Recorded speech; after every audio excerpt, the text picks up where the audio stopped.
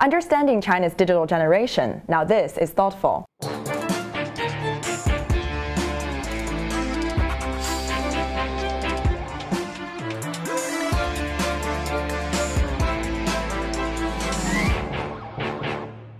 Hello, I'm Kitty Boo in Shanghai. Advertisers in China are shifting ad dollars into digital media, but navigating China's media industry has long been a difficult task due to the size, scope, and fragmentation of the market. We usually feature business executives on our show, but this week we want to look at the behavior of Chinese netizens with an academic eye. Our guest today is Don Schultz, Professor Emeritus at Northwestern University's Medill School and a regular lecturer at China's Peking University and Tsinghua University. He's currently a visiting professor at the HSBC School of Business at Peking University's campus in Shenzhen. He's also the co-author of a new book, Understanding China's Digital Generation, written with his wife Heidi Schultz and Martin Block. We invited him to our studio today to share insights into the behavior of Chinese netizens. Don, thanks for coming in today. My first question is, why would three people from a university in the middle of America write a book on Chinese consumers? Well, it's very interesting. We started coming to China in 2001, and we had an arrangement now with a research company who's headquartered in the U.S., but they operate an online research service in China, and they've been doing that since 2006. And we've been doing most of the analysis for them. They capture the data, and we essentially then do the analysis of the data for them. So it's called China Quarterly, and it's an online service that gets about 25 to 30,000 responses every time we do it. So we have roughly over 300,000 responses. So what we've really found is that if you look at the Chinese market longitudinally, that is over time, you can make sense out of it much better than you can if you start to look at it as simply snapshots, this time, next time, something else. So that's why we're here, that's why we're working here. I do a lot of work at Tsinghua University, Beijing University. We're on our way down to Shenzhen at the HSBC School of Business and so on. So in your book, for example, you claim young Chinese are caught in the rapidly rising prices of housing, food, and healthcare, and also their desire for luxury products. But it seems like this can be said also about European young consumers or Americans. What's different about China? Well, the difference I think you find is that China is trying to change from an export economy to a consumption economy.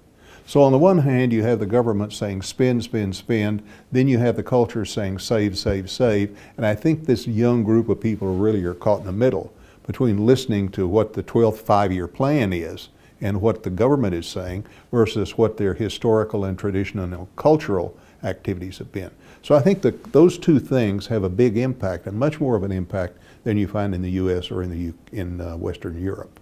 It's interesting, you just now mentioned the strong culture of saving in China.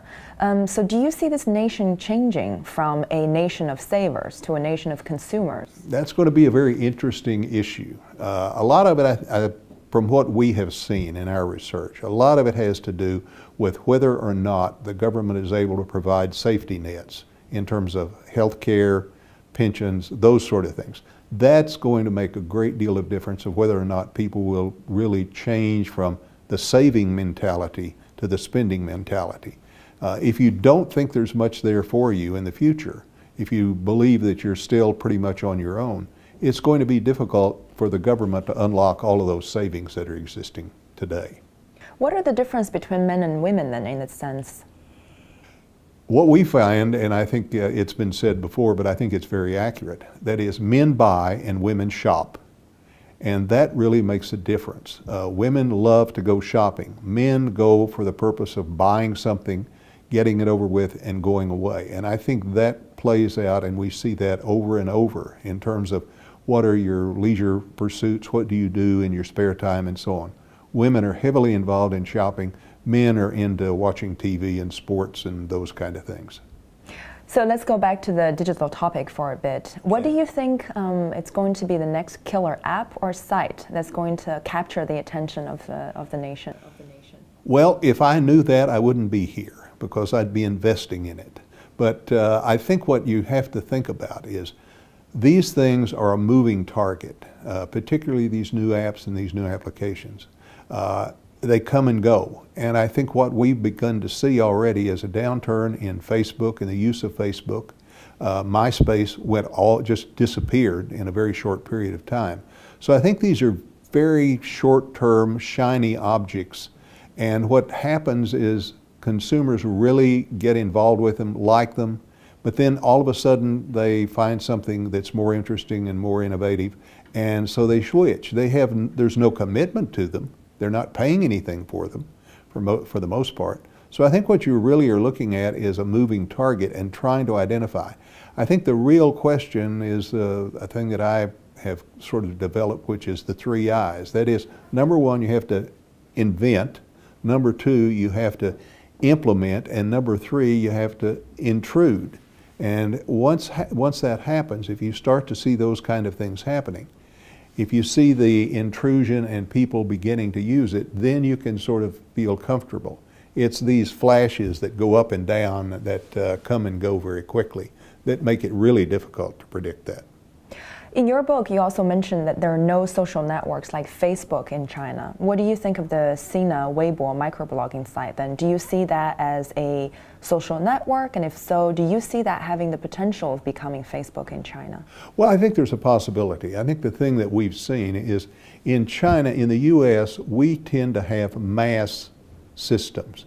It's Twitter, it's Facebook, it's things like that, where lots and lots of people are involved. In China, it tends to be individualized. So this particular application is for this group of people, this one is for somebody else, this one is for somebody else. So it's almost an individualized social media system in China as opposed to the mass media system we have in the US. Do you think Sina Weibo is going to be one of the long list of sites that rose very quickly and then also disappeared just as quickly? I think you're going to see a lot of those in the very near term. That it's fairly easy to get these up and get them started if you can find financing and get some kind of support for it. But then unless they catch on, unless they have some reason, if they have something that's unique or different, that is just the only thing that makes them succeed.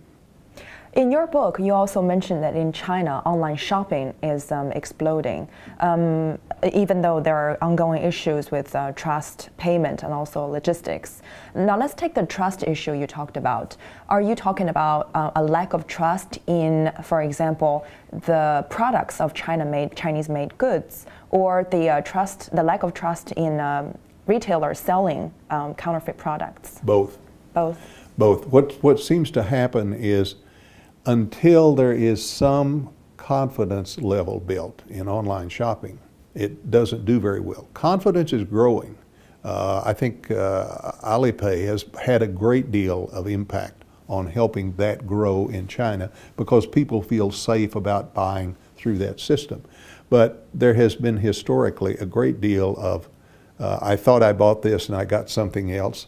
And I think the real issue is when you get to the digital generation, they're very intelligent. They have access to lots of things in their hand.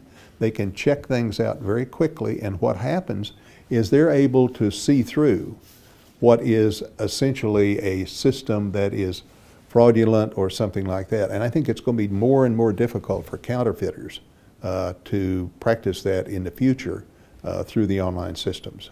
What should foreign marketers understand about the trust issue in China in order to succeed then? Well, the trust issue is huge. Part of the things that come out of the research we've been doing. The Chinese people go to fast food restaurants like KFC, McDonald's, and Pizza Hut.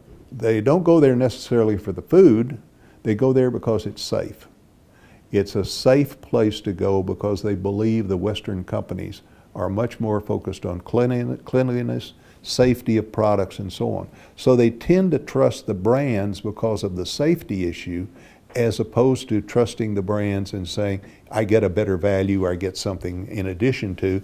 But they go there because all the milk problems and the things that have occurred in the past, that's what creates the difficulty. Some say that young Chinese are going entirely digital. Is that the case, or are they still using some traditional media? Well, I think the interesting thing is yes, digital is really taking over. It's becoming very, very, very important. However, the thing that we keep finding in media consumption, that is what young consumers are doing, they're still using traditional media.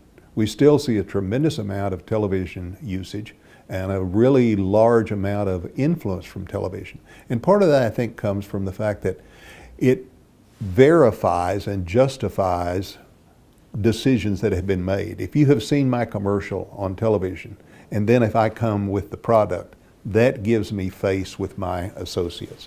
So I think to a certain extent, the digital thing is very personal, very close with individual people, but I think they still need mass media, and that's what we tend to see happening. Is word of mouth a big factor in China, both online and offline? Word of mouth is a major factor. It's a very large factor. However, it's not the same in China as it is in the U.S. A huge amount of the Chinese activity occurs through instant messaging, and that essentially is a form of word of mouth. We don't measure it that way, and we don't talk about it that way. But if you look at instant messaging, in essence, people see a commercial and say, I want to send this to my friend, or did you see this, or have you heard that, which is essentially word of mouth. Word of mouth is extremely powerful, and but the Chinese don't even think about it as word of mouth. They simply think about it as sharing with their clan, with their group, with their friends, and with their neighbors.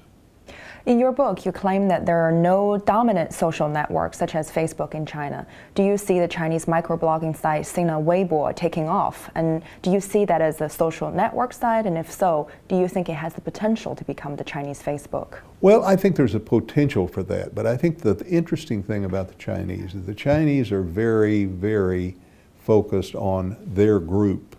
And that means that it's nice to have mass media, but in essence, what you're talking about are relatively small numbers and small groups of people who share common interests. We track about 15 to 17 social media through the system that we're analyzing. And in the U.S., once you get past Facebook and Twitter, there's not much left. In YouTube, there's not much left. But in China, all of them have a fairly substantial amount of input and a fairly large amount of participation. Don, thanks for being on Thoughtful China. That wraps it up for today. Be sure to subscribe to us on Tudo and YouTube. You can also follow us on Weibo and Twitter and join our LinkedIn group. We'll see you again.